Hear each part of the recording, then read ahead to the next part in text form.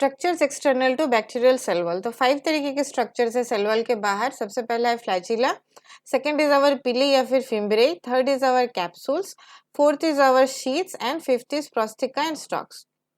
ठीक है, तो सबसे पहले फ्लैजिला के ऊपर बात करेंगे। फ्लैजिला जो है हेयर लाइक अपेंडेजेस होता है जो सेल वॉल से प्रोट्रूड होता है बाहर की तरफ। इनका मेजर काम है स्विमिंग करना या फिर मोटिलिटी प्रोवाइड करना, ठीक है, मूवमेंट देना। फिगर में हम देख सकते हैं फ्लैजिला किसको कह रहे हैं। कॉमन एग्जांपल्स में आ जाते हैं इकोलाई, सीडोमोनास एरोजिनोसा और हेलिकोबैक्टर पाइलोरी। सेकेंड आते हैं हमारे पिली या फिर फिम्ब्रे, ये इंटरचेंजेबली यूज होता है।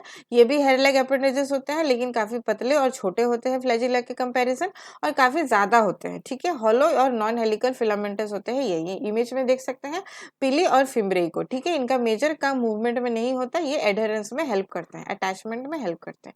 ये मोटाइल नॉन मोटाइल दोनों तरीके के बैक्टीरिया में पाए जा सकते हैं। इनके कॉमन एग्जाम्पल्स में है नाइजीरिया गोनोरिया, इकोलाई और सीडोमोनास एरोजिनोसा। तीसरे नंबर पे हमारा कैप्सूल्स।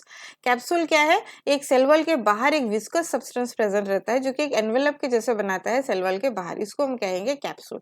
इस इमेज में हम देख सकते हैं कैप्सूल किसे कह रहे हैं। ठीक है, कैप्सूल के एबंडेंसी के ऊपर डिपेंड करके हम 3 तरीके के उसको नाम दिया हुआ है उनको, माइक्रो कैप्सूल, स्लाइम लेयर और ग्लाइकोकेलिक्स। ठीक है, तो माइक्रो कैप्सूल कब कहेंगे, जब कैप्सूल जो है काफी पतला हो, थिन हो, तभी हम उसको कहेंगे माइक्रो कैप्सूल। अगर कैप्सूल काफी थिक हो, मतलब एबंडेंट हो और unorganised and loosely attached to the cell wall, तब हम उसको कहेंगे स्लाइम लेयर।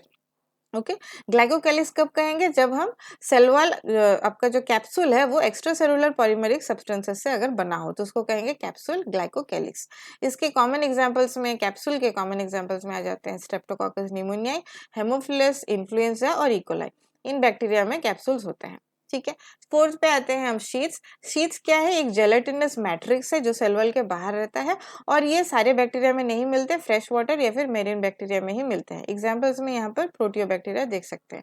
शीट्स जो है काफी हद तक फेरिक और मैंगनीज हाइड्रोक्साइड से बना होता है जो उसको स्ट्रेंथ प्रोवाइड करते हैं। और इसके अलावा शीट साइनोबैक्टीरिया और अदर एल्गी में भी पाए जाते हैं। इनके कॉमन एग्जाम्पल्स है स्पेरोटिलस, लेप्टोथ्रिक्स एंड हेलिस्कोमेनोबैक्टर।